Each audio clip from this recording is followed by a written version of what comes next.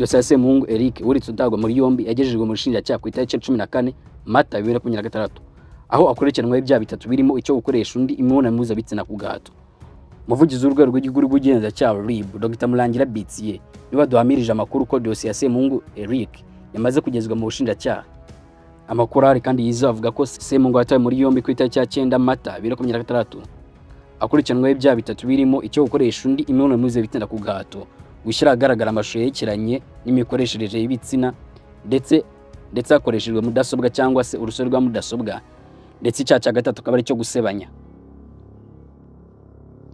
Icyaha cyo gukoresha undi imibonano mpuzabitsina ku gahato giteganywa n'ingingo y'134 y'itegeko nimero 68 akarongo kaberamye 2018 yo kuwa 30 Kanama 2018 iteganya ibyaha n'ibihano muri rusange.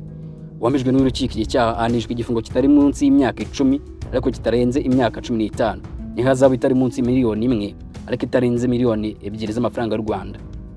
Icyaha cyo gushyira ahagaragara amashusho yerekeranye n'imikoreshereze y'ibitsina hakoreshejwe mudasobwa cyangwa urusobe rwa mudasobwa giteganywa n'ingingo ya 34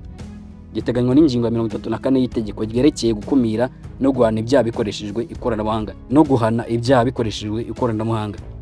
Uhamijwe n'urukiko icyaha ahanishwa igifungo kitari munsi y'imyaka 3 ariko kitari hejuru y'imyaka 5 n'ihazabu itari munsi ya miliyoni 1 y'amafaranga y'u Rwanda ariko itarenze miliyoni 3 y'amafaranga y'u Rwanda.